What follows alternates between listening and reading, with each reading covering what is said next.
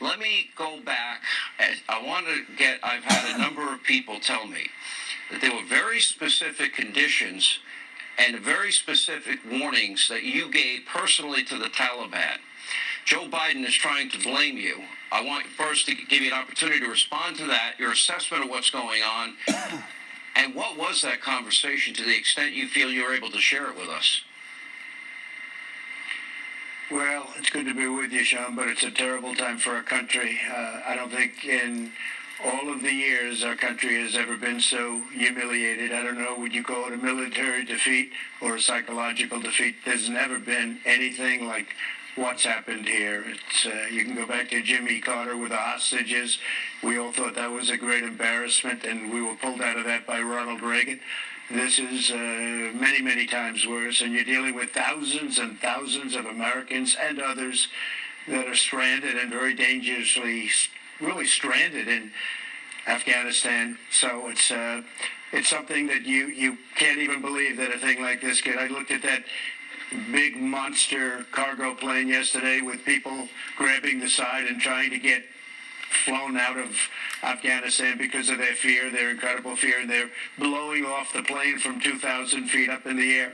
It's nobody's ever seen anything like that. That blows the helicopters in Vietnam away. That's not even a contest. This has been the most humiliating period of time I've ever seen. Yeah, we had a great deal. We worked on it very hard. Mike Pompeo, a brilliant guy, and many others worked on it endlessly. Meetings with the Taliban. Of course you have to meet with the Taliban. They're the ones that you're negotiating with. I spoke on numerous occasions to the head of the Taliban, and we had a very strong conversation. I told him up front, I said, look, before we start, let me just tell you right now that if anything bad happens to Americans or anybody else, or if you ever come over to our land, we will hit you with a force that no country has ever been hit with before.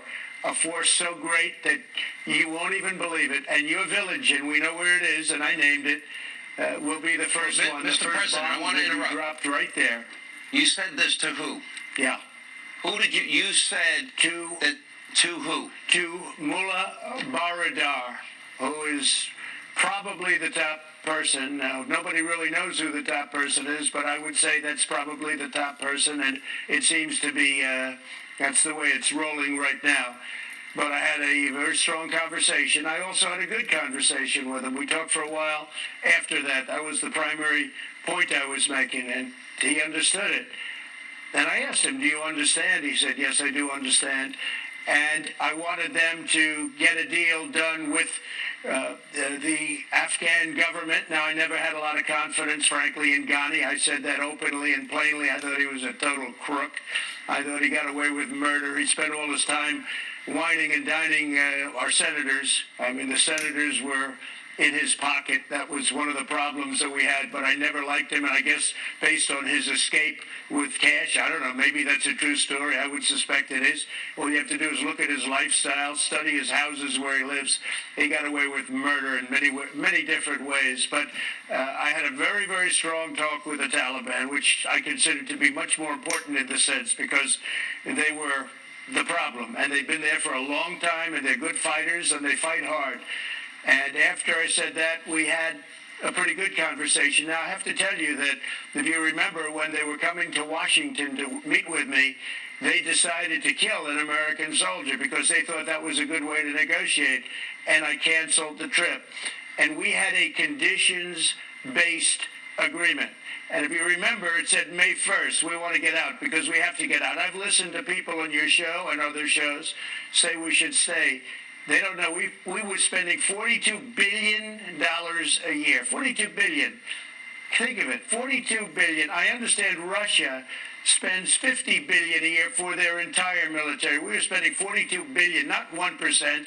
They were saying 1%. That's a lot of nonsense. We're spending $42 billion a year on defending this for years and years. We've been there really now not